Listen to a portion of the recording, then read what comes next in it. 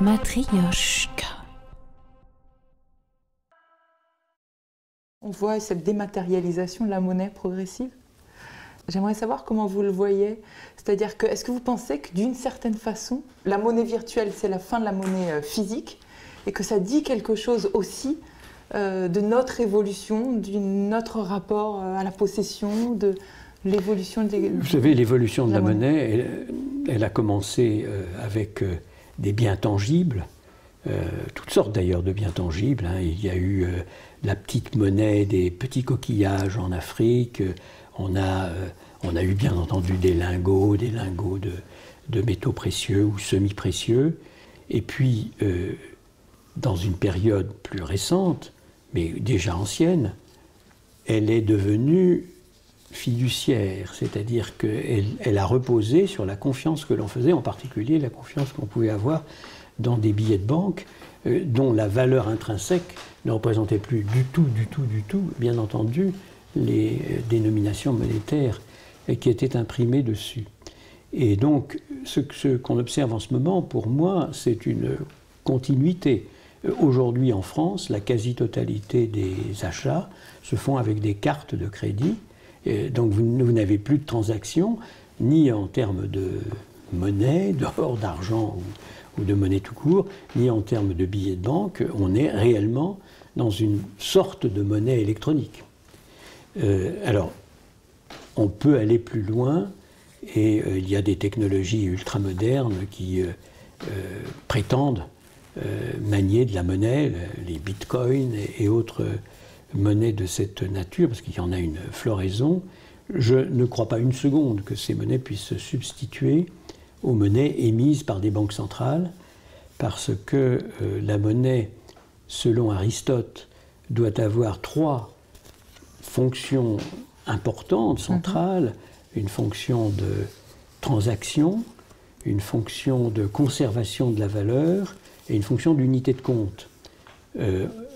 La conservation de la valeur, qui est fondamentale pour tous nos concitoyens, partout dans le monde, ils ont besoin d'une monnaie qui ne fonde pas, qui ne s'évapore pas, et qui conserve approximativement sa valeur avec une inflation monétaire qui peut être de l'ordre de 2%, c'est maintenant une sorte de norme pour l'ensemble des pays avancés, mais c'est une monnaie qui conserve en gros sa valeur. Okay. Et donc les bitcoins et autres monnaies nouvelles ne sont absolument pas des instruments qui conservent la valeur, ce sont essentiellement quand même des instruments de spéculation. Vous comprenez la peur face à l'instabilité qu'elle puisse être celle des marchés, celle de la monnaie, celle de l'économie qui nous dépasse. Je crois effectivement que nos concitoyens ont besoin de stabilité, ils ont besoin de continuité et ils ont besoin d'être rassurés. C'est un fait que nous sommes dans un monde qui bouge extrêmement vite. Il y a une accélération incontestable des progrès scientifiques et technologiques. Il y a une accélération formidable des évolutions historiques. J'ai vu moi-même le monde basculer complètement. J'ai vécu l'équilibre de la terreur entre l'Union soviétique et les États de l'Ouest.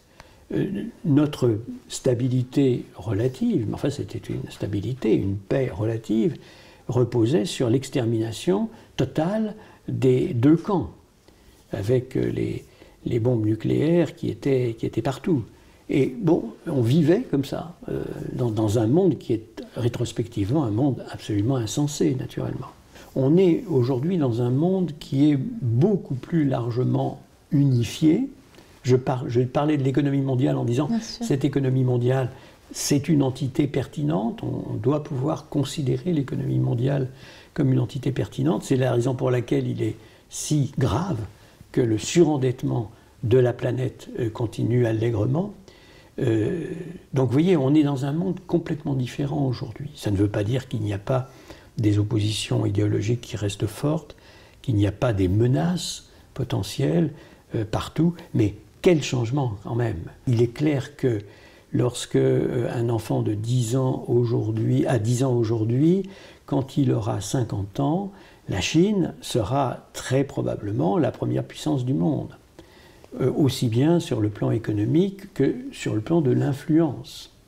Et on peut voir cela comme excellent ou inquiétant, mais comme c'est presque sûr, ça veut dire que nos enfants auront à faire face à un monde dont je crois qu'il restera unifié, mais qui sera très profondément différent, pas simplement économiquement, pas simplement par le jeu des influences économiques, mais aussi certainement sur le plan culturel. Nous découvrirons des tas de choses au cœur de la langue mandarin que nous ne connaissons pas, évidemment, pour le moment.